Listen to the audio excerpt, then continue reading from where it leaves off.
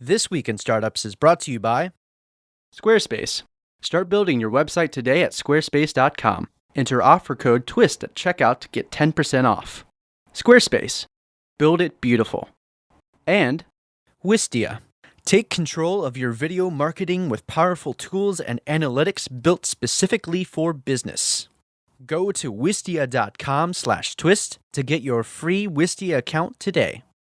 At LAUNCH Mobile Wearables and IoT, Jason and Sundeep Madra, VP of Strategy and Corporate Development at Pivotal, sit down with Jed York, CEO of the 49ers. Next, Jason and Peter Rojas of BetaWorks look at the future of wellness.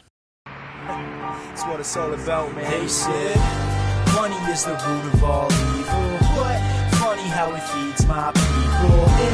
We ain't gonna live like equals until we get the money, spend the money, and defeat you. Yeah, money is the root of all evil. What? Funny how it feeds my people. Yeah, we ain't gonna live like equals until we get the money, spend the money, and defeat you.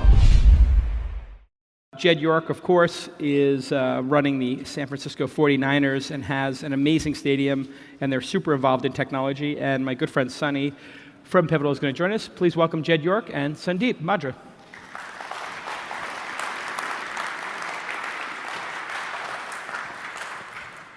All right. Thank you. Thanks for coming. Tough season, huh? You're having a little bit of a rough run. One game at a time. One game at a time? One game at a time. So I want to talk a little bit about the technology you're using at the stadium, maybe just owning a franchise in 2015, 2016, and then maybe a little bit about the technology and where you think it's all going. Sure. So just pulling up the stadium for a second, maybe we could just pull up the stadium. You built the stadium. What did the stadium cost to build? So it was about 1.2. Billion. Not million, yeah. Yeah. That was about a day. How long did it take to build the stadium? 28 months. 28 months. Less than my house. Yeah. Yeah, I would much rather build a stadium than a house. How did you get it done so quick? We just had a great team. We had obviously a lot of preparation done in the past and made sure that all the plans were set. We actually, escalated the timeline from 2015, which was the original, to 2014 to sort of get ahead of Google, Apple, all the other people that were building buildings to sort of get on the front end of that, which was very helpful. Yeah, the area down there is getting pretty popular. But you got the best of the best in the construction world. You had a great partnership with the city of Santa Clara, so making sure that all those things were in place. And then, once we started, we just went, and luckily for building, there was a drought, so we didn't miss anything from rain or inclement weather, so that was very helpful. And so what's unique on a technological basis about the stadium? What did you guys plan out for the stadium in terms of technology that hasn't been done before? I mean, we looked at different things of, do you want to do something big and splashy for tech's sake, or do you want to make existing technology work better? And that's really what we looked at, was how do you build out the infrastructure to allow your mobile device to work, whether from a cellular standpoint, from a Wi-Fi standpoint. So building out those infrastructures to allow your existing devices to work. And then we tried to build on top of that and build sort of a system that allowed you to connect, ticketless, cashless, mobile payments, being able to watch replays on demand, just simple things that make your game day experience better, as opposed to sort of one big wow factor that isn't really going to enhance the game day experience. And what is the role of Wi-Fi just in a stadium today in 2015? Because if we were sitting here and it was 2004, let's say, people would not have had a smartphone in their pocket, probably would not have had a camera on them. And in fact, when you used to go to the Garden in New York for Knicks games, they would check you for a camera. If you had a camera, they would send you home. Now they're putting up on the things, hey, tweet and make sure you put the hashtag and follow us. It's a real sea change in terms of how the leagues look at participation by fans. Absolutely, and that was the biggest thing that we saw. I mean, luckily, timing worked for us. So, like you said, we were in a place where the technology existed. And for us, you just want your fans to engage. So, for anybody that's going to a game, I'm sure you've got season tickets to a bunch of different clubs. You don't want to have 50 tickets in your office and figuring out, if I can't make a game, like, I'm going to send them to somebody. we can email and text tickets to people at Levi's Stadium, so it just makes your experience better. And that's really what we looked at in terms of what people spend in this area on their own technological devices. They spend about $1,000 every 18 months. So you multiply that by 68,500 fans, you're spending close to $70 million every year and a half. That's what the Cowboys spent on their big scoreboard once. We get to do that through our season ticket holders and the fans that come to our game every 18 months. So you're spending that based off of Google's designs and Apple's designs. Let them figure out the hardware. Let them come out with the new iPhone, the new Android phone. We just want to enable it to work and enhance your experience at the game. Yeah, and so you've been to a ton of games. I haven't actually been down yet, but I'm going to go down this season. The bandwidth actually works. The bandwidth is at scale. How important do you think that is in terms of these stadiums today? Well, we've always talked about this, right? But with the applications, right? And so being able to have a good experience with the applications, you have to have the good connectivity. And so by design in the stadium, they really work that out so that the app. Maybe we can pull the app up here. And play the app video. We have the ordering. So in your seat you can order food. And so you don't realize, but these things are just create such a great experience for when you're in the stadium. And so we were just talking about this backstage. Not even for a Niners game. I was there with my son and some other kids for Monster Jam, and the kids wanted something. So typically in a stadium, you'd have to haul all the way up to the concessions, go there, spend 20 minutes in lines. Now you just order it on your phone. A few minutes later, it shows up. It's great. It's all paid for. It's an excellent experience. Yeah, let's play the video of the app. How many people engage with the app at an average event these days? So out of 68,000 people that show up, there's usually 35, 40,000 people that will engage with it. So for our first two games this year, more than half. 38% of our fans, the first two games, actually use mobile tickets.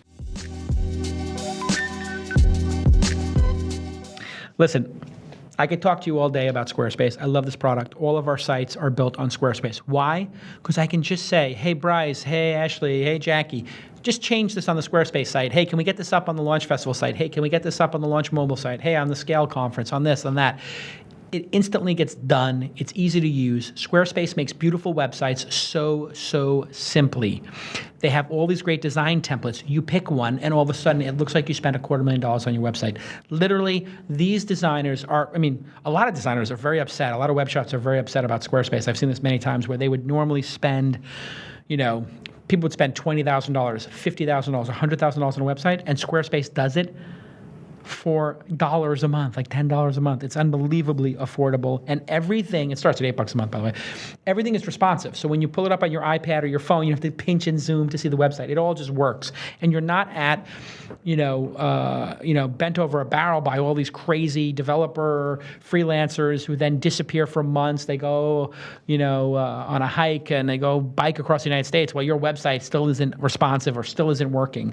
You need to have a professional group behind your website, and that is Squarespace. They also support e-commerce now, and they just keep adding features. Like they have a calendar feature that's really good right now, and there's all these little plugins and little, craftsmanship that make the site look so good. I love the product. You can start your free trial today with no credit card required, and when you decide to sign up for Squarespace, please use the offer code TWIST to get 10% off your first purchase. Squarespace, build it beautiful. Build it beautiful. Please. It's a lot of ugly stuff going on in the world. A lot of ugly websites. Just use Squarespace and make the world beautiful. That's not their tagline. But I love beautiful websites. When I see a beautiful website for a conference, I buy a ticket. When I see a beautiful website for a product, I buy the product. When I see a beautiful website for a service or a startup, I want to meet with them. Go to squarespace.com and have a great, beautiful website. It's trusted by millions of people, including some of the most respected brands of the world. Their technology is state-of-the-art, secure, easy to use, scalable. You don't need to have a developer do it. I could talk for days. Thank you, Squarespace, for being one of my longest-running sponsors for This Week in Startups. I truly appreciate it. It means a lot to me. Okay, let's get back to the program.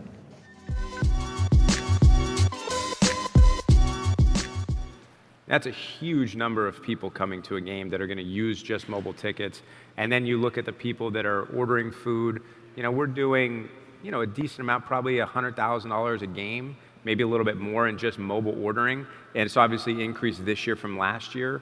But it's getting comfortable with knowing that, okay, like I don't want to take 3, 5-year-olds to the concession stand, I'm just going to order some cotton candy and some sodas and some waters and whatever, and maybe a beer for me to the seat.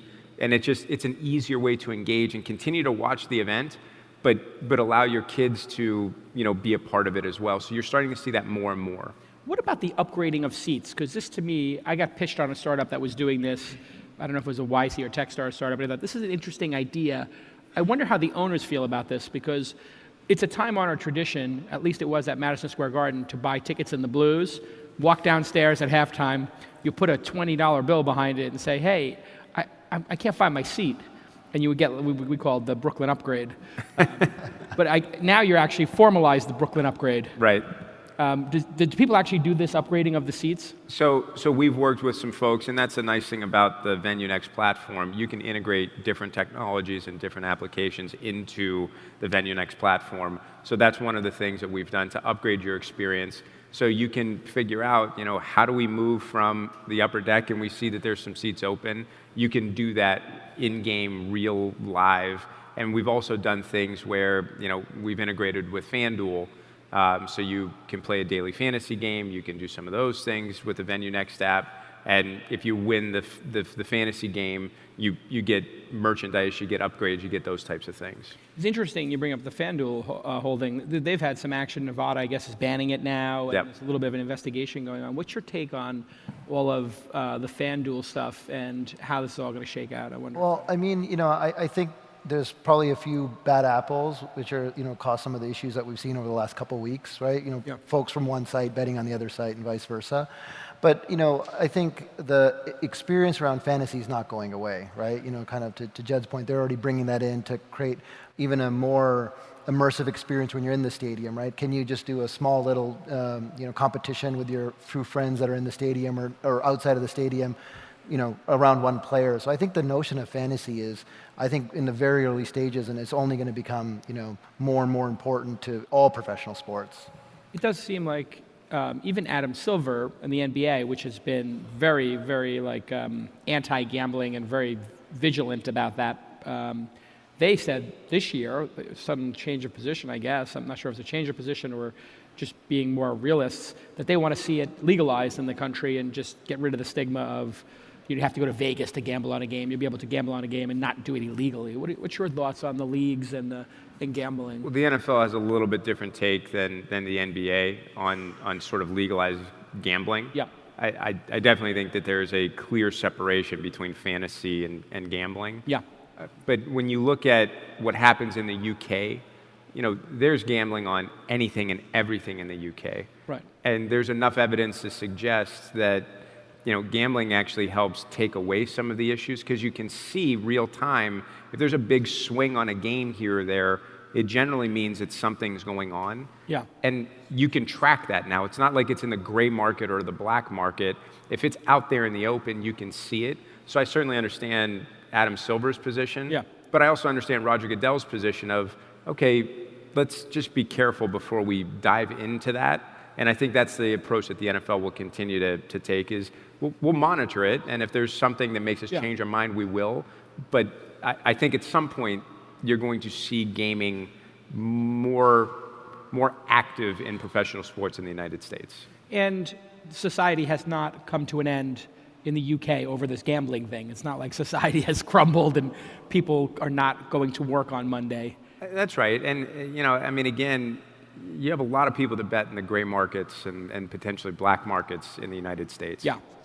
So I think there's no perfect answer. I'm not advocating people go gamble their life savings away on a game. Yeah. But people do that. Yeah. And I think the more that you do things out in the open, the chances are transparency, is a good thing. Yeah. So let's talk about the sort of TV rights and digital and all this stuff. This is changing radically, and people's ability to watch games and going over the air. You guys have huge contracts. What is the state, and when do you think this is all going? Because they were talking about YouTube maybe buying rights to the NFL and providing it. Do you think this next generation of people who are cord cutters, how are they going to experience the league? Well, I think Yahoo made the first step, so they're going to do the first over-the-top game for the National Football League, and I think it's this week. It's either this week or next week. And that's a big step. One game. It's just one game. It's a game that's in London. It's a Jacksonville, I think it's Jacksonville, Buffalo, it's the first step. It might not be as technologically advanced as some of the other teams and games, but the NFL is usually a little bit more cautious and slower to jump into it. But that's going to happen. I mean, you're going to see more and more people watching games on their mobile devices, tablets, et cetera. And, I think if you're not prepared for that, you're in a position where you're going to get your legs cut out from under you. Yeah. Let's talk about player safety. Obviously, concussions, huge. We had a really interesting company on that was actually doing sensors for helmets, tracking that. How's the NFL looking at that today? Because obviously, this has been a pretty serious issue, player safety. Guys are getting really big, and they're hitting each other really hard. How's the NFL going to handle this? I think we're trying to change. We're trying to adapt to the things that are coming. And you watch the NFL, they change the rules almost every year, try to take unsafe plays out of the game, trying to make the game safer. You look at a lot of the concussions happening on kickoffs, kickoff returns, moving the kickoff from the 30 to the 35 to reduce some of the action that's taking place there. Hopefully you get a few more touchbacks, which you're starting to see that take place. A lot of investment in technology, a lot of partnerships with whether they're sensor companies, the helmet companies, and trying to figure out, how do we have a better sense of understanding what happens with the head. Like if you break your leg, it's binary. You either know or you don't know.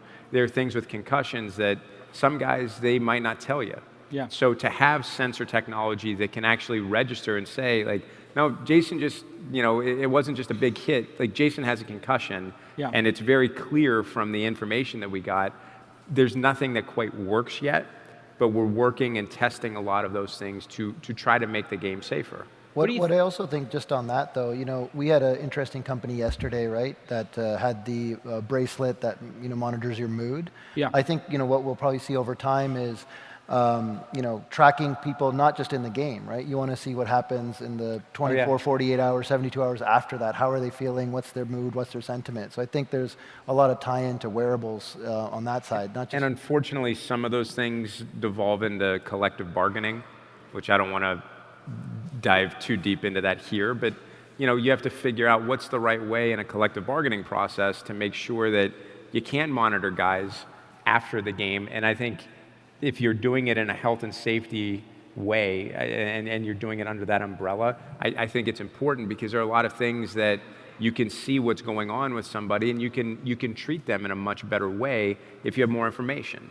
Right, but the players also deserve some level of privacy in their Absolutely. own lives. So. And that's why, it's not as simple as saying, let's put a sensor on somebody 24/7, 365.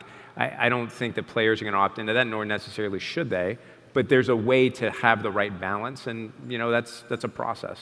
So the entire music industry seems to have conceded that they're not going to make money off of CDs anymore. It's tough. They're going to work on making money from live concerts. It's obviously a good thing if you own the biggest stadium and the most advanced one on the left coast. You guys had the Grateful Dead shows there for a couple of. That must have been a pretty interesting experience.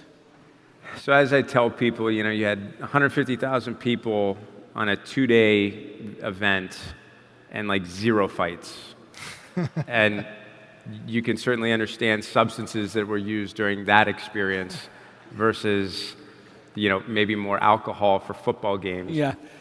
Marijuana makes people not fight. It's pretty clear. I've got a lot of good evidence that can show you that.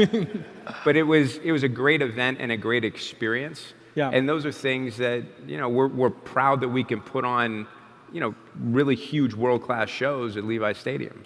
The Warriors trying to build a stadium up here. Boy, they're getting just absolutely demolished by the NIMBYism and the sort of local folks. What do you think? Luckily, I don't get bashed in the press at all. Right. So I don't really know anything about that. Exactly. You've been pretty immune to getting beat up. But it does seem like the city, listen, I'm a New Yorker and I spent some time in LA. It does seem like the city does not want to have any professional sports teams in the city. They're pushing everybody out. They won't let the Warriors build the stadium. They're just making them jump through hoops.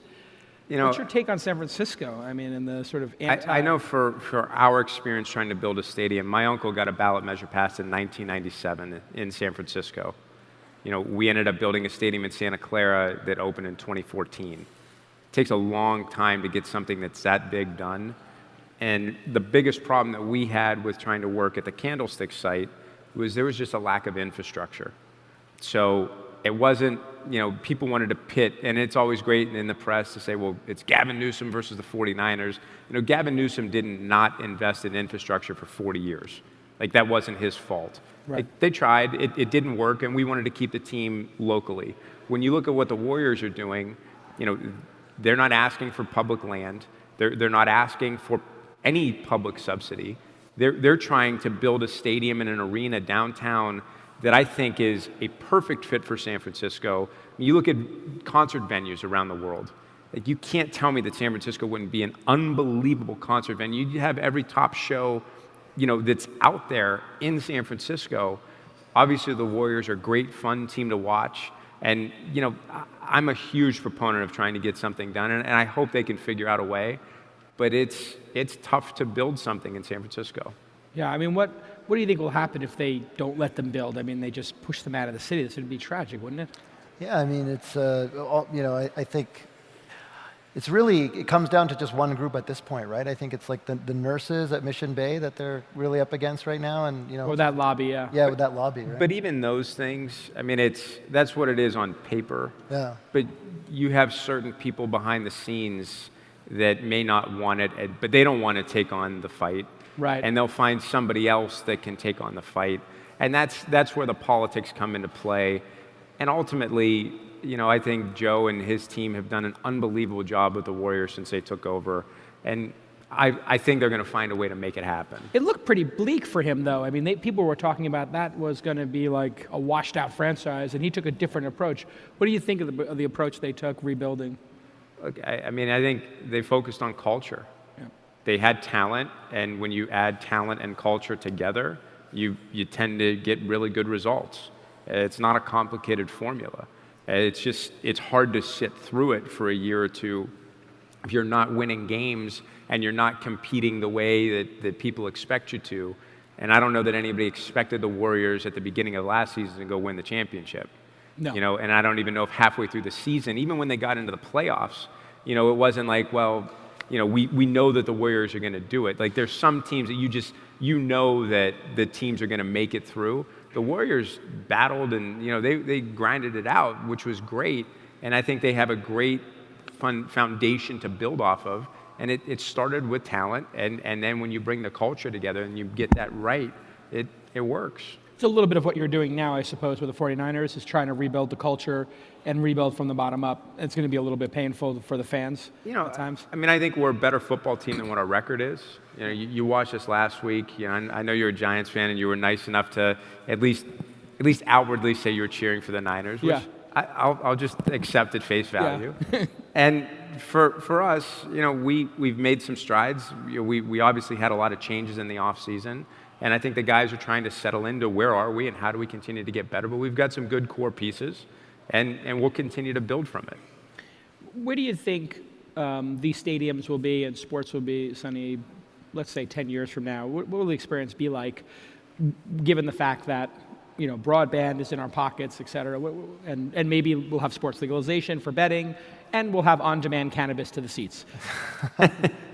Yeah. It's actually only when we see like the fights start to break out, that's when you do the on-demand cannabis. You just and it's like, blanket it's section. Just absolutely like, instead of cutting off beer sales, just get the cannabis out. Cannabis out. And then you just done. quell the problem. Everybody's got couch Great. lock.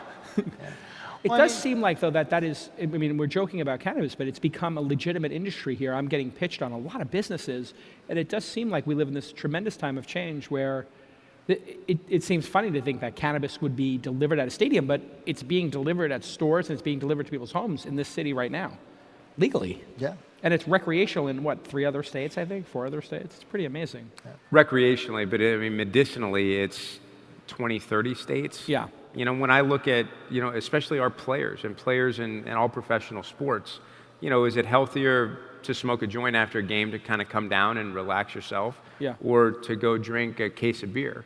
Or take Percocets or take Vicodins or something. And you have people that will do those things, and not just in the NFL, but across all the major sports, And I think if you started today and said, this is alcohol and this is cannabis, like what's healthier for you, what's better for you, I don't know that you'd have a clear-cut winner, and the alcohol industry would be what it is today, and cannabis would be pushed to the side. It would be the exact opposite, actually. Like a lot of... You said it, not me, but Well, no, yeah. I mean, the person who was running essentially what is the government health organization in the UK actually said this, that alcohol would be like at the top of the list with cocaine and methamphetamines, and things like cannabis would be, number 20 or 30 on the list of risk.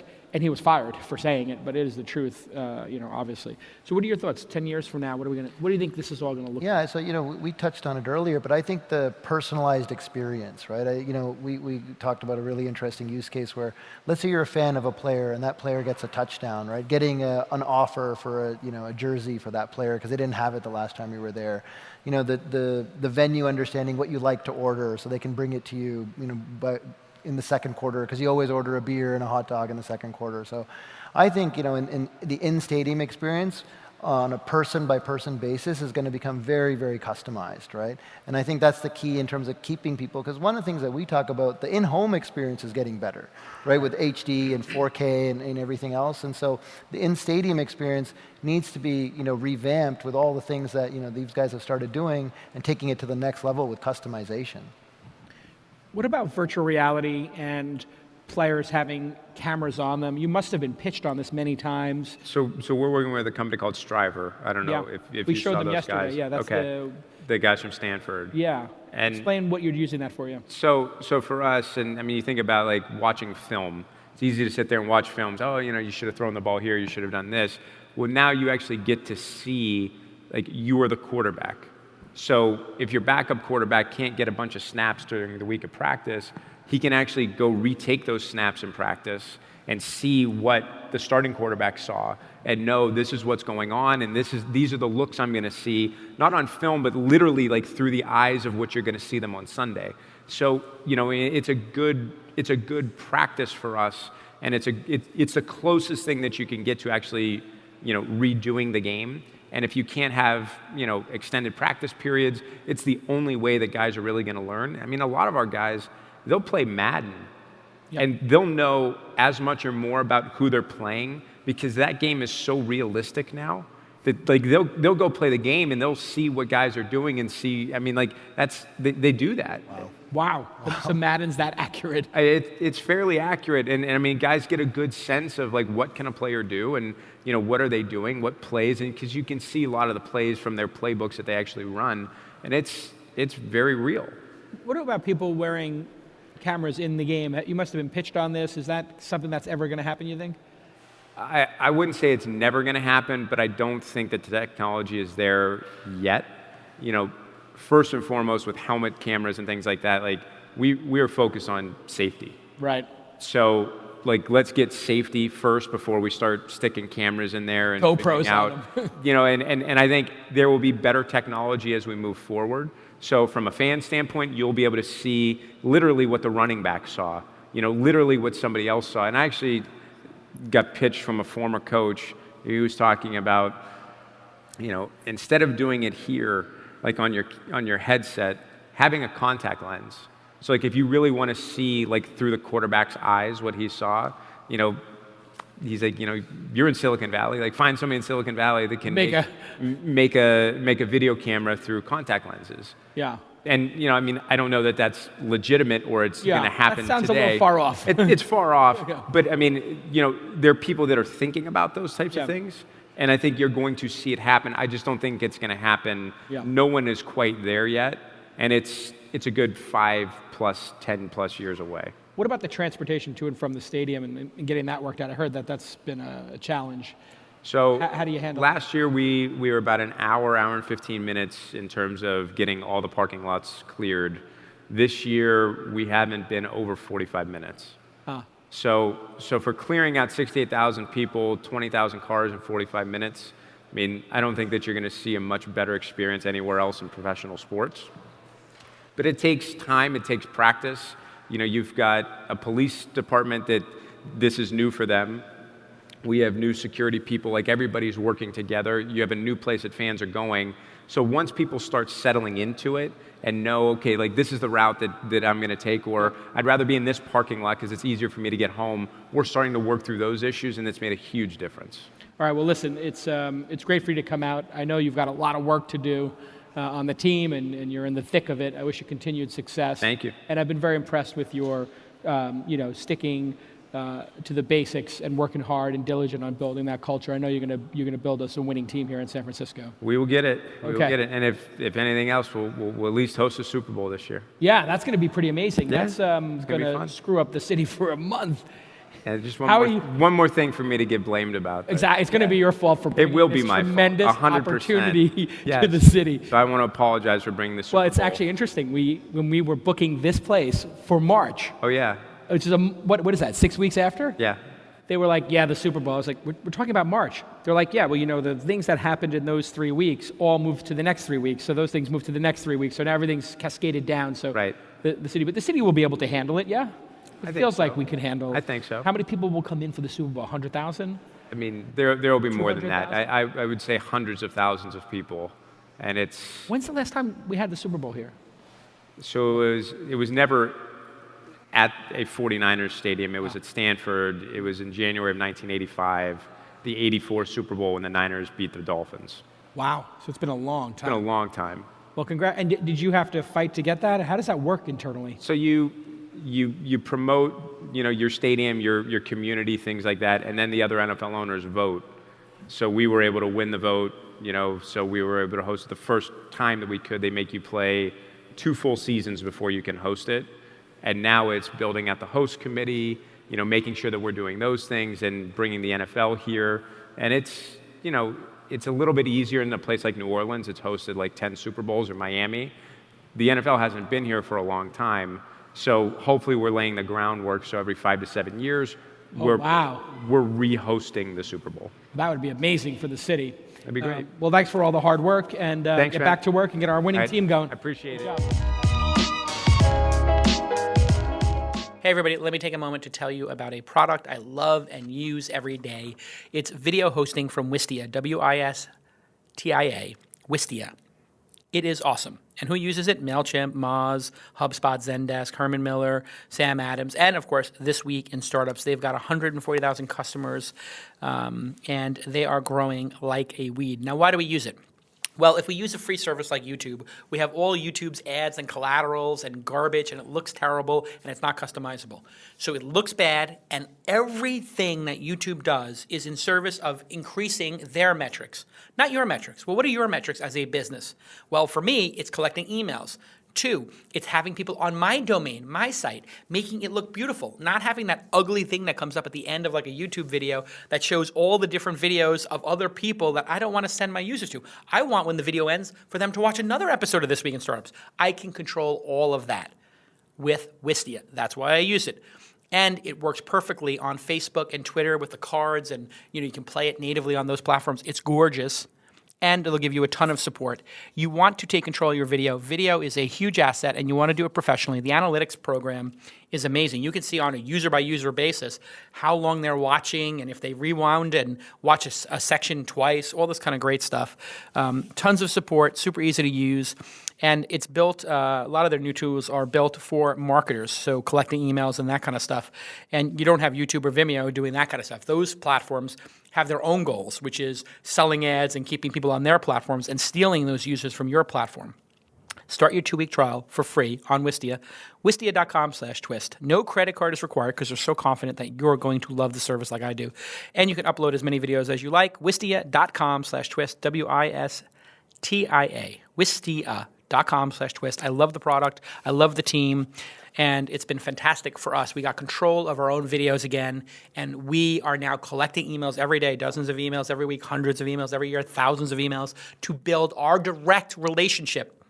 That is, not have an intermediary between it, telling us how we can talk to you, our fans. We have a direct relationship. It's brilliant. I love Wistia. All right, let's get back to this amazing episode. Okay, everybody, now we're going to talk a little bit about the future of wellness. I brought Peter Rojas back out, and our first guest is Shireen? Nailed it. Got it. Okay, from Six Sensor Labs. Now, you've got a ham sandwich there. It looks like a turkey sandwich. You could have waited, but Yeah, I know. looks like you're I'm just hungry. hungry. I'm here. It is lunchtime. We And are I'm a very little bit, sensitive to gluten, so I ordered this gluten-free sandwich. Let's test it. So what we do is we take a sample of food, we put it in this one-time use capsule, close the capsule. We basically spent 2 years putting a whole lab in this little consumable. And then we're going to place this in a sensor. And then in a few minutes, we're going to know yes or no whether or not this sandwich is indeed gluten-free. So we started because I had, do you see that running right now? OK, great. Let's see. So it's thinking. It'll be thinking for a few minutes. And we started 2 years ago, looked at the market, saw that there was this pain point of people not knowing exactly what they're eating, and saw an opportunity to help build food transparency. And we started with gluten. Can you guys see that? Yeah, I just want to make sure the cameraman can get it there. Cool. Yeah. Not the sandwich, but the sensor.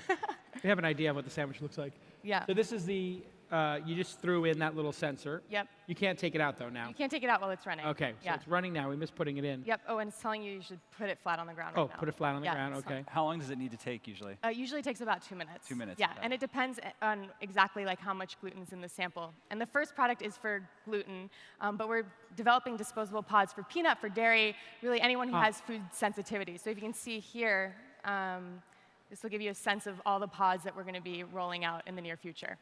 So these little pods are disposable. Yes. So they're the razor blades. Yes.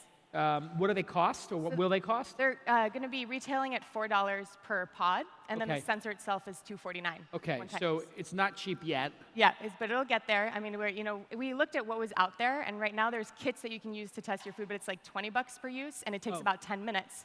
So we started there, started as a starting point, sped it up through the chemistry-based technology, and then are coming in. So I noticed that you were twisting on the top. Yeah. When you're twisting on the top, is a chemical released and like it breaks the seal or something? Is that how it So works? the twisting is part of that sample prep. You grind it, and then it does release. It basically triggers the whole process. And then in the middle of What is the disposable- process? It's a chemistry reaction essentially. So we have antibody-based detection, and we developed our own antibodies. So you twist it, it activates some chemicals in there. Yep. That then interact with the bread. Yep, exactly. So then it's mixing, it's grinding, and then it's metering a very small amount of that fluid to a test strip which is in the disposable unit. And then the test strip's going to basically pick up whether or not the protein that you're looking for is present in that disposable. So who is this for? Because it's a little bit expensive. If a sandwich costs $8 or $10, or here in San Francisco, 37. Yeah, exactly. I mean, I feel poor in this city. This device is for who? It's for the people who have a physical reaction to the protein. And I don't think are specifically thinking about, this is $4 on my meal, but more like this is $4 to save me potentially 4 days from being in the bathroom. To speak Gotcha. frankly. But it's also for circumstances where, most of the time, if you have a gluten sensitivity, you might be preparing with foods that you know and you trust at home. Yes. But sometimes you're at a restaurant and they advertise it as gluten-free, but you just want to be absolutely certain. Exactly, yeah. And this started with a personal use case. I'm gluten sensitive. I found I was getting sick about 25% of the time. Oh, and you see the display. It's sad. That's sad. That's very so sad. Let's show the very camera. sad. Show the camera. Show the camera. It's a sad little guy. So you spent a lot of time on the user interface there, I see. We spent years really coming up with that output, yeah. Yeah, so it basically gives you a frown. Yeah, and we turn that frown upside down if it's gluten-free. Yeah. Perfect. So in your experience using this in the field, how many times have you ordered something gluten-free and had it actually turn out to not be? 20% of the time. Oh, in your own personal In my own, experience? we've done a lot of testing in the Bay Area alone, and 1 out of 5 dishes that we've tested that are supposed to be gluten-free have gluten in them. Now, do you think that's because of cross-contamination mainly, or maybe ignorance in terms of the preparation, where they think they're using an ingredient which is gluten-free, but they don't realize that it might have gluten in it? Or fraud? I think it's a combination of all.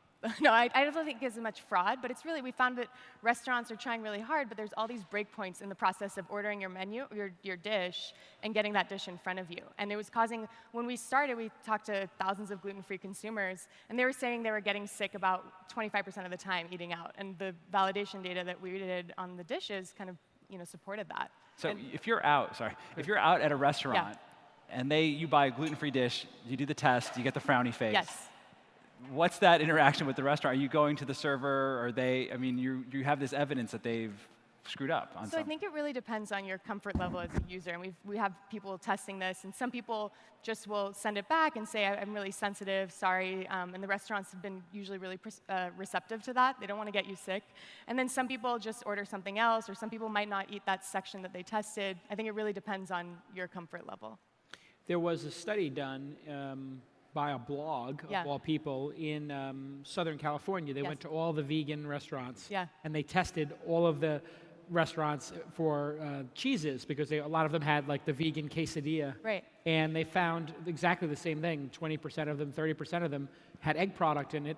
And the people said, absolutely not, this is a lie. They brought out the packaging and showed, vegan and whatever.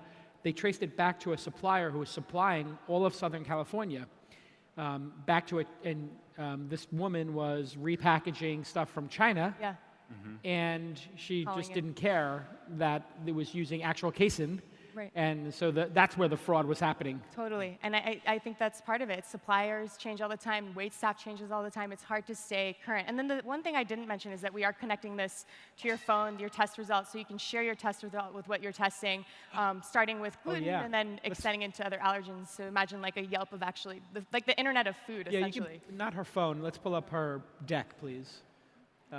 She mentioned her phone, but she was showing her phone on her deck, which Yeah. is an easy way to mistake it. But Yeah. I see you have flour and water there. Yeah. Very popular place. Yes. Is this actual real data? These are just mocks. pull up her yeah. deck. Yeah. So these are just we go. mocks. These are just mocks. Yeah, but you can get a So- sense of what the data would look like. So we're testing not only how the food tests and how knowledgeable the wait staff was, but also, what percentage of these dishes are actually testing, positive or negative for gluten that are supposed to be gluten. So you're going to make a community. Yes, So that's where the $4 is going to get spread across hundreds of users. Exactly. So all of you gluten-free people are going to be able to share the information of who actually. and eventually dairy, peanut, and all these other proteins, exactly, So dairy and peanut are next in the pipeline. Which one of these is the most dangerous? Is it the nut allergies? Is that because gluten's not life and death? I think in most cases. Well, but- I think, anaphylactic shock is more common among peanut, and then some people react that strongly to wheat. But at the end of the day, we're really focused on people who are just trying to avoid certain foods and need an extra data set to do so successfully, especially when eating socially. Now, does the sensor, it doesn't connect over back to the phone, though? It's not like I can take the data and then upload it automatically? Eventually Eventually, okay. okay. Again. Yeah, so it's Bluetooth enabled right now. Oh, it is, okay. Yeah, Oh, it is Bluetooth It is, enabled. yeah. So it will connect to your phone and send the data. yeah, exactly. Oh, okay. Yeah. So when is it going to get down to $1 or $2 a strip? When it becomes like a mass consumer thing, it'll take 5 years, 6 So years? no, I think that's definitely in the near term future. We just wanted to get out with a product that was really reliable, robust, and sensitive, and a lot of our pricing was based on willingness to pay. We're Oh, so there's a good margin in it right now. yeah, yeah. So this is a startup company. Where are you at in terms of the company? Have you raised money? We raised money, yeah. We raised last year. It was a round led by Upfront and Softtech and LAUNCH Labs, and then we're shipping spring of next year. And so right now we're actually on pre-sale as of next week. So you can go and pre-sale and buy the product at a major discount. Have you ever done a hardware startup before? This is my first, so not only consumer electronic, but throwing a little chemistry in there. Yeah. So really, really difficult to get to market. Challenging hardware startup. It was, yeah. I mean, there's a lot of complexity, but it's just a matter of finding the best team to do it. And I was lucky enough that I launched out of MIT, and two of my co-founders came out of school as well. So you're based in Boston or here? Here, yeah. So Oh, we you moved moved out here. here after, yeah. Awesome. And no Kickstarter for it though. A pre-sale that we're launching on our website. No Kickstarter, but a pre-sale self-hosted on our website. NimaSensor.com. Yes. So everybody who's really interested in this, go to what's it called? NimaSensor.com. N-E-M-A? N-I-M-A Sensor.com. And you can pre-sell it. You can buy it for $179. That comes with the sensor and 3 little disposable capsules to start. Awesome. Fascinating. So who do we have next? We have Jonathan Pally, and he has developed the Spire tracker, which actually I'm wearing. I don't know if we have the camera handy, but Going right here too. I have one which you delivered to my home yesterday, and I've been wearing. I don't know if I have enough data.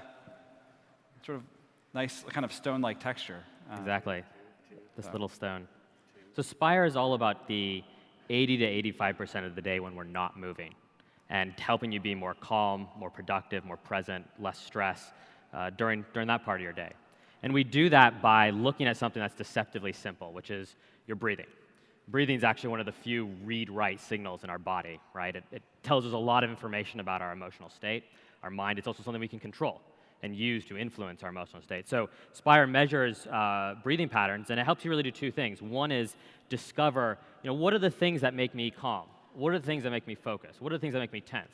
And it also has notifications, right? It's all about that real-time feedback, that actionability, right? Letting you know that you're getting tense before you might realize it and allowing you to do something about that. Yeah, I got, when I looked back at my activity from yesterday, I had, in the late afternoon, 3 long periods of being very tense. Yeah. And realized I was hunched over my computer doing email. Yeah. Probably let myself get pretty stressed out trying to bang out and answer. That's certainly a common thing among knowledge workers, or customers who are knowledge workers, that I find with myself too. But it also gives, the idea is to give feedback around the breathing, and also to help you figure out when to you can be better focused, times that you can be calm. Exactly. Yeah. So it's both about, and we can show the app here if we can we show if we want. I Spire's think app? Jason was pointing at it. Yeah. The Some point here. Right now you have the sensor on the screen. We want to put the iPhone on the screen. Yep. So as I mentioned, we'll talk about it. As I mentioned, or as you just said, there's different aspects of it. One is that discovery, really that self-discovery. And I'll give you a story of a user who just emailed us the other day. And he sent us an email saying, Spire helped me gain an entire day in my week.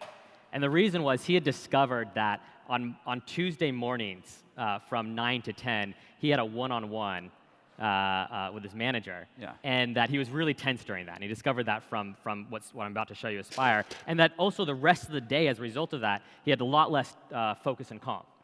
And he moved that, based on the feedback that Spire had, he moved that meeting to the end of the day, and he sent us an email saying, I gained an entire day based on the feedback of productivity that Spire did. So we've got the app up on screen now.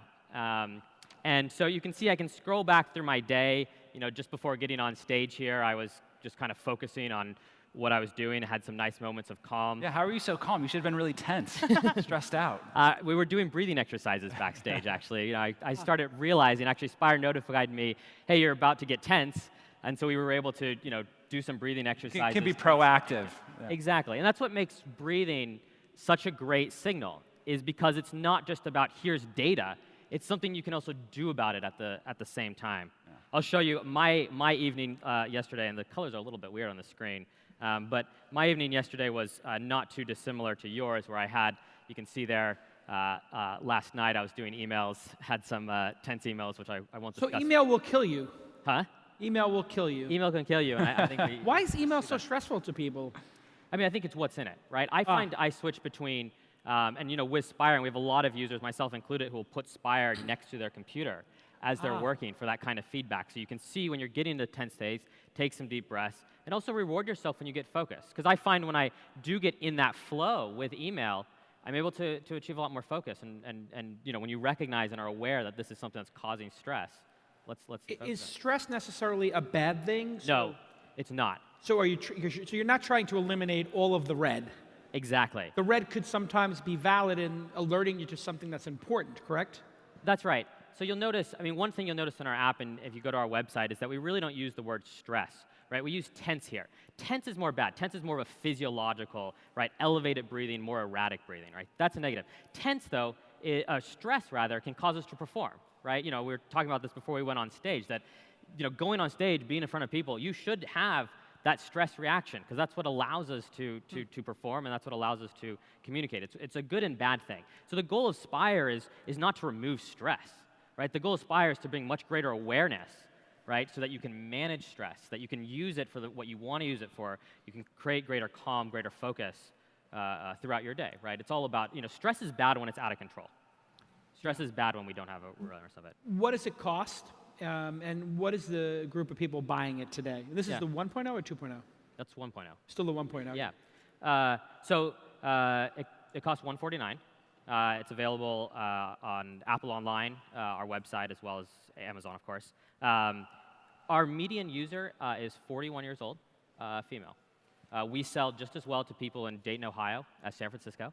We have more people who are older than 40 than younger. And that's, it doesn't surprise us. I think our typical user is someone who has a couple of kids, a stressful job, right? Wishes she had time to, for a little more time for herself, maybe a little time to do yoga, exercise, even meditate. But Spire is able to bring little bits of that throughout her day or his day, and that in itself. I mean, what we hear consistently from users is when I'm wearing Spire, when I put it on that day, I feel a little less tired at the end of the day. I feel like I got a little bit more done, right? I feel like I have a little more time with my kid. Does the app alert you when you're in this state? Yes, absolutely. Because that would be more stress-inducing. No, not necessarily. Or no? Yeah, actually, the most used feature is not the app itself, right? People, the app's just running in the background, right? The most used feature is, and I can show you the settings for it, is the notifications, right? So I can go in and say, notify me after I've been tense for 2 minutes, right? And it'll send that notification. And it's not, it's not more stressful because, built into this is the breathing exercises and the awareness, right? And our customers are really looking for that awareness. They realize that if I can be aware of when I'm tense, I can do something about it. Okay. Now let's take a look at our next item. Peter, you're going to. Kelly, you're going to show us Kelly on Fisher Peter Wallace. how Peter can treat his anxiety and his depression. Here we go. Let me get out of the way. Yeah, sure. So this is called the Fisher Wallace Simulator. This is a medical device that stimulates the brain to produce serotonin, GABA, endorphins, as well as lowers cortisol. And we have FDA clearance to treat depression, anxiety, and insomnia. It's actually the only medical device tech that the FDA has cleared to treat anxiety and insomnia. Yeah, so this is the fun part. Yeah. So you wear it for 20 minutes, ideally twice a day. But once a day. Eyeball right in the center. Yeah. Looks good. Now this is, if you can see here, this is the kind of our the standard device, and then we worked with streetwear company Mishka, which is a top streetwear brand, and their artist L'Amour Supreme to kind of reskin the device and do the headband. This is the one for the punk kids. Yeah. Yeah, exactly. So it's still, this is, not an interactive or Bluetooth device yet. We're working on that, but still very much a wire. It's a little bit harder to bring a 2.0 when you have to get FDA clearance on design changes, but we are working on that. So that's the base unit. Let's slip these under. It goes right above the sideburns. And so this is actually, this is electricity that's going to go. This is electricity, so it delivers. You'll be fine. Okay. So I want to be in control of this. Okay. Is that all right? All right. Okay. No, so this is going to I might be a different person after this. It's going to be fine. I actually have this at home myself. So it's on now. You can see this. I don't know if you can see the light. Yeah. So that just tells you it's on, and then we crank it up to 1 milliamp. You're probably not going to feel anything yet. Now it's not conducting yet because you probably have too much hair in the way. So let me give you a little bit. Yeah. Okay. I can. Yeah. Yeah. Okay. Here we go. Okay. So if you don't see the lights turn on, it means it's not conducting, which is why we have 2 sets of lights. So that's 1 milliamp. Do you feel anything there? I'm just going to leave it at that. Yeah. So if you close your eyes, you may see a little bit of flashing light. I need more juice. Yep. You need more juice? All right. Looks like it has to be a little bit wetter. Let me see. If you have long hair, sometimes you have to make sure it's... I have seen the flashing lights when I've done it before. Okay. Yeah, this one's not... Okay, you want to... Not connecting. Actually, let me see if You want to try to light it be again? a little bit wetter, yeah. Okay. You can treat with 1 milliamp, that's fine. But we do have patients that respond better at 2 milliamps. And so this is going to make him more relaxed? Yeah, so the neurochemical production starts kicking in on the first 10 minutes. So it will actually give you the feeling of some deep breathings, which it was interesting to hear what Spire's doing, because it will give you that sensation from the neurochemical production. Okay, here we go. Oh, so yeah. we're on level Yep. 2 now. Now I can really feel And it. you can feel that a little bit, but it's not uncomfortable. No. And what will this do? This will make him relax? Well, it's really a long-term therapy. I mean, this is an alternative or an adjunct to medication. We have 2,000 prescribing psychiatrists We have 20,000 patients that have bought this And device. it will reduce their anxiety and depression. Yeah, it will put it into remission for about 70% of the patients that Wow. we have. Yeah. And do we know how it works or why it works? Because we're basically, it's stimulating like with a very small amount of electrical current into the brain. Right. It is. So what we have biomarker data, published studies that show increases in these key neurochemicals, serotonin, GABA, endorphins. It also appears, and we have to do a little bit more work on this part, but it appears to be helping the brain to control the limbic system, which is part of that fight or flee instinct. But Okay. you know, it's kind of both. It's also helping connectivity in the brain. And so people actually also use this for creativity, right? Creativity, focus, concentration. Those are like the non-medical benefits. We have published research on focus. Awesome. All right, let's hear it for Six Sensor Labs, Spire, and Fisher Wallace Laboratories. And thank you to Wilson Sonsini and Facebook Start. And we're going to have a quick lunch, and we'll see you all at 2 o'clock. Well done. Thank you. Great job. Hey, everybody. It's Jason Calacanis here. And one of the things we'd love to do on This Week in Startups is instead of running, let's face it, boring sponsor commercials or whatever, we only allow people to be partners on our program if we actually use their product and if their product is spectacular. So one of the things we do is instead of doing like play an ad, I say, hey, who's the product manager? Come in and just tell us why your product is good for startups, right? It makes more sense because you're all startups watching the program. And if I just ask 3 or 4 questions to the product manager, guess what? You're going to be able to decide, hey, is this a product I should use and try? And one of those products that a lot of the startups I invest in use and try is Braintree. And what's Braintree? It's a product from PayPal. I know this because it's the easiest way to add commerce to any product. See that? It's a pretty good ad. That was great. Just like that. I know it because a lot of my startups use it. Now with me is Encore Aria, and he is the SVP and Muckety Muck GM, blah, blah, blah. It's a big title. That's a great title. Of Braintree. It's a literal title, Muckety Muck. And you joined in August of 2012, but before that you worked at AdMob, which was Omar's company from Sequoia. That's right. And he's a yeah. VC now at Sequoia. That's right. Yeah. So you're a startup guy, and now you're running Braintree. I've always been a startup guy, Yeah. but then also worked for big companies like Google when we sold AdMob to Google. Now PayPal. Yeah, definitely a startup guy. And so it's nice to work in a startup inside of a big company. Why did you choose to go work at Braintree? Yeah, AdMob was really about giving developers a way to really make money, right? Help them build a business model, right? I think was really important in the early days of the app ecosystem. And it was before actually the app ecosystem existed. That's even. right. They were doing ads before Apple released the App Store. We were doing ads on WAP sites, if you remember WAP. I remember WAP. You never hear WAP anymore, my but God. we were doing Thank ads God on we don't hear about it ads anymore. on WAP, and then we built an SDK for the iPhone, and we were off to the races. So, Braintree really felt like there was a need for a platform to be the OS of payments. Right. And I think that was something that the app ecosystem needed, particularly the mobile app ecosystem needed, and that was one of the big reasons why I left and went to go to Braintree. Now you have some big clients. Very big Two clients. of them I know of are I'm an investor in Uber. I was the 3rd or 4th investor, I'm told, in that seed round. And then Bento, which just went through our incubator, uses it as well. People love that, on-demand delivery. And then you have Pinterest, which is just totally huge. What do you do for those companies, and why did they pick you, do you think? Yeah, great question. I think that really it's about one-click buying on mobile as kind of the table stakes experience that all of these companies are trying to create.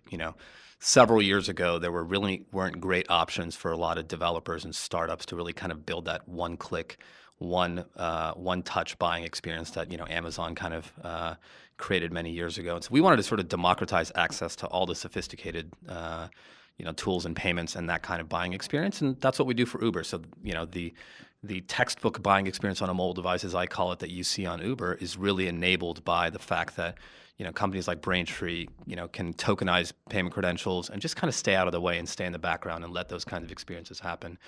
Same thing for Bento as well. With Pinterest, we actually are helping power their contextual commerce experience. So there's a product they launched called Buyable Pins, right, which is the idea that, hey, why should merchants have to be redirected to, or why should consumers have to be redirected to a merchant site? They should be able to buy from within the Pinterest experience. And that is a quite controversial and emerging kind of concept, which I was like, I'm not sure. I think I kind of want to leave the site. I'm used to that after 20 years of using the internet. I'm used to going to the other site. If I was on a Flickr image or a tweet or something, I would want to go to the site. But to actually stay on Pinterest, Do you think that's going to work? I mean, it seems like the Pinterest people they have a pretty big intent to buy. I think all of these, I think Pinterest is a great example because, it has always been the holy grail for Pinterest to say, hey, people's taste for products exist on our platform. We've got to go figure out a way to make purchasing behavior happen beyond just driving people to merchant sites. So I think the old paradigm of searching for something and then interacting with a merchant site directly to buy stuff, I do think that's evolving. And I think a lot of these big consumer platforms with hundreds of millions or billions of users, big opportunity for them. All right. So what's the cost for startups? Because this is This Week in Startups. Yeah. What's the cost for startups to just start using Braintree in terms of both dollar amount, do they have to pay you anything, and time? In other words, how many developer days does it take to get Braintree running on Bento? Yep. So 2.9% plus 30 cents is the seems pretty reasonable. Is the fee for Braintree, and then if you come in through, if you're a startup, you get a $50,000. Effectively, the first $50,000 in transactions that you run through Braintree are effectively without fees, so they're free. And then in terms of actual integration time, we have developers who have integrated in as little as 10 minutes. Just dropping some code. You're dropping some code and you're accepting, the beauty of the platform is you do a single integration. You can accept debit and credit cards. You can accept PayPal, Apple Pay, Android Pay when it's available. So we want to sort of be the single integration that gives you access to the wallets and the different tender types that you want to accept. So if Bento is charging $15 a Bento, hey, they can do 3,000 or 4,000 Bentos before Braintree makes any money. PayPal, Braintree are willing to lose all those fees. In fact, you're subsidizing them because you've got to pay those fees, don't you, to Visa, MasterCard, American Express? Correct. So you're actually losing money on that first $50,000 to help startups. Correct. And I think this is one of the things as a startup ourselves, we were very, this is something we felt like we had to do for the ecosystem was make it easy for companies to get up and running, aside from just the tools and the API that we provide, just remove some of the costs and some of the friction. What's great about it is you just takes the fear out of getting this crazy bill, like, oh my God, what's my bill going to be? You can just try it out. I think it's very smart for you guys and gals to look at it and say, hey, we'll eat the first 50,000 in whatever, transactions. It's worked really well. Okay, so now the pricing structure is pretty simple, 2.9% and then 30 cents on top of that. Yep. And if you were to do all this direct with a merchant account, that's the other way to do it. Because I remember in the 90s when I had my magazine, I had to go get a merchant account. This cost me, I had to get a machine. Yep. I think it might have cost me $10,000 a year. I had to apply. They had to check my personal credit. Yep. I had to go through a lot of rigmarole. What do I have to go through with Braintree? Yeah, it's a very simple application process, and you get approved in minutes. Effectively instant approval, right? And I think that's kind of the problem we wanted to solve is we knew that companies like Bento and Uber, they weren't going to want to really spend the energy figuring out where to get a merchant account and how to connect to the payments ecosystem. We wanted to sort of let them focus on their core product and kind of handle all those things for them. So that's sort of all the stuff that we abstract away is the complexity of everything that's happening in payments behind the API. Got it. And then what is the future of all this in terms of, we see some emerging platforms starting to happen. So there's Apple Pay out there now, and then you also have Bitcoin. Do you guys then go support those new things as they emerge, or are they competitors? How do you look at those new things? Because I'm thinking about setting up my Apple Wallet. I haven't yet. I could have set it up, I guess, anytime in the last 6 months or so, but I haven't. Is that starting to hit yet or no? I think the reality is that we're going to be sort of in a multiple wallet world, right? And I think we want to, we have the luxury of being able to build the tools and add the wallets that are good for the merchant ecosystem and consumers, right? And so that's why we are an official partner of Apple's, we're an official partner of Google's, and we do support Apple Pay and Android Pay inside of our SDK as options for merchants to enable. So we think that's the reality, is that there are going to be multiple wallets that matter, and we just want to build the right tools for the merchant ecosystem. What's coming next for you guys at Braintree? Well, spending a lot of time on contextual commerce is something we're really excited about. So we actually acquired a company called Modest. You may actually know Harper Reed. Yeah, I know Harper Reed. Yeah, I interviewed him for the show. Yeah, so he's a really smart cat. He's awesome, and he's a very funny guy too. And he's a good interview. And he's doing a lot of really great stuff, right? And so Modest was really focused on how do we let retailers connect with these different channels who are going to enable buy buttons. And so we had this very common vision with these guys. And so brought Modest in a couple of months ago, and that team is working on our contextual commerce effort. So the idea is, hey, I could put my product in many places, but not have to do the work for that. That's right. We want to simplify the end-to-end process of letting a merchant sell beyond their own site. And you think that's the future, is some number of people will come to your site, but consumers are going to get comfortable with this idea that I'm on another site, and if I see the Braintree logo, or if I see my whatever logo, I'm going to already be authenticated, logged in, I answer some security question, and I can just go. Yeah, I think that the consumers are relying on other consumers in experiences away from e-commerce sites in many cases to make buying decisions, right? So I think just the level of engagement that you see in some of these messaging apps, in some of these sort of social platforms on mobile is just way too high to be ignored, right? I think if you look at Flurry statistics, something like 90% of all time on mobile spent in apps, roughly 50% or more of that time is spent in social networks, messaging, et cetera.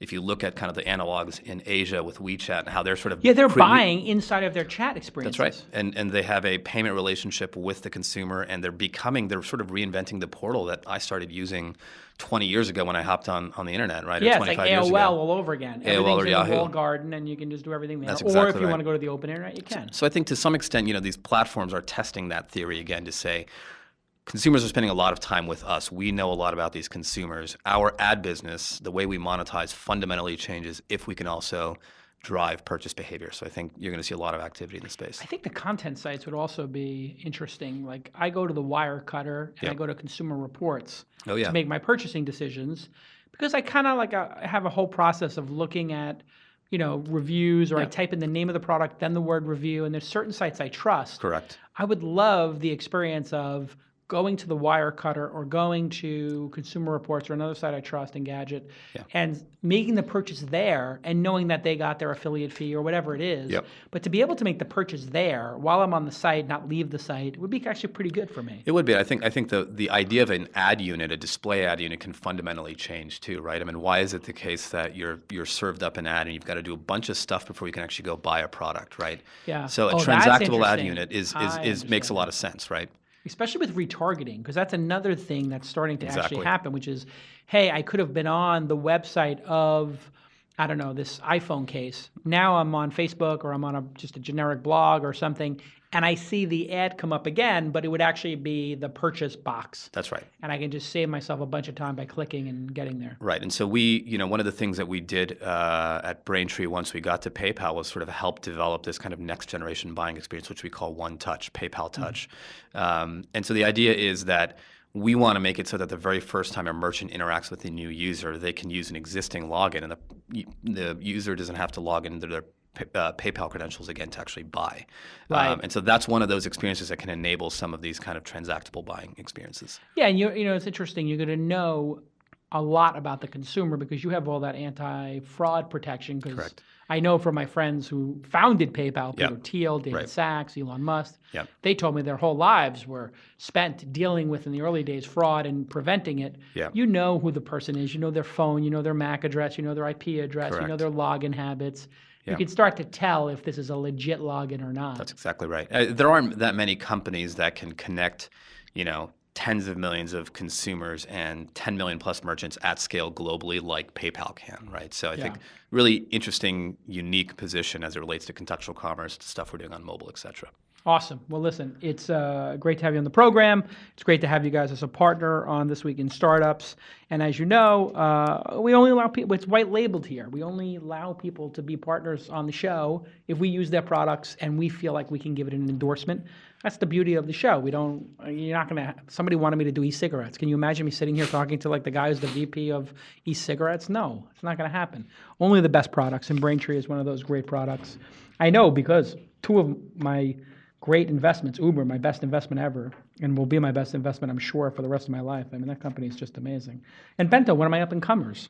Both. You got a less than 10-person company here, and you got a company with, I can't say the exact number of employees, but everybody knows it's quite big.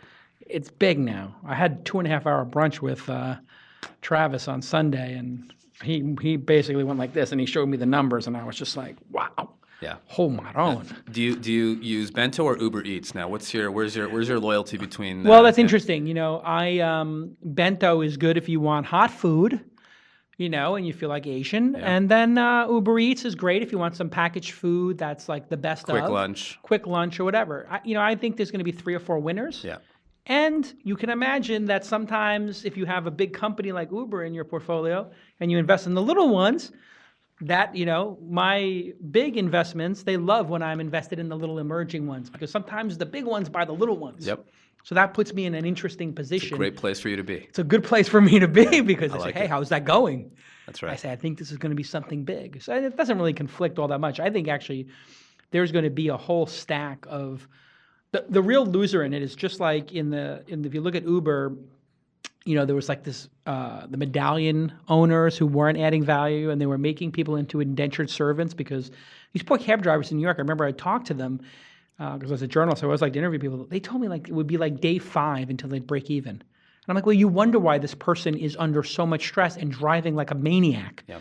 It's because they're negative until Thursday, and then they make their money on Friday, Saturday, and then they have to start this incredible insaneness on Sunday again. Well, in the food business, I think that having a retail outlet and having to service like the landlord and having all this rent and the front of house staff and everything, it becomes so onerous for a restaurant owner that if you take out 30% of the cost, it could really be the restaurant of the future. Transforms a business. Yeah, because you can go directly to the consumer and bring them the food without 30% of the cost, and you get it to them in half the amount of time. It's a win-win-win. The only person who's losing on it, I guess, is some landlord who was essentially the land baron to the person who owned the little local restaurant. Yeah. I mean, my dad had a bar and a restaurant, and he always told me that his boss was the landlord. Every month, that was who he paid the majority of his money to. Yeah. And it was, Now you have these meals being delivered in cars. It's pretty great. It's and awesome. What I liked about the Uber Eats in Los Angeles specifically was they really did a good job curating. So I opened up the app, and they had the Godmother. You know what the Godmother is in Los Angeles? There is an Italian deli in Santa Monica called Bayview. Okay. Bay Cities. Bayview. Bay Cities. And they're only open like 4 days a week during the day. It's really weird. But they make a sandwich. Soupçon, provolone, gabagool, all this incredible stuff like on one sandwich. They buy, I can't say the number because I actually know it, but the number of Godmother sandwiches they buy is unbelievable to put in Uber cars. And they sell out probably, right? And they sell out because it's like, well, if you can either go to Bay Cities and wait in line for 20 minutes to get a Godmother, or you could have it in 10 minutes in your office. Amazing. Brilliant. Amazing. All right, listen, we could talk all day. Encore Aria, a pair of hotels that I spend way too much time in. I get no licensing fees from either of them. Exactly, especially the Aria. Yeah. Where I spent way too much time playing, way too many hours. I'd love to get a piece of that. Get a little piece of that action. Right. Woo! All right, listen, thanks again. Thanks, Jason. We'll see you next time. Bye-bye.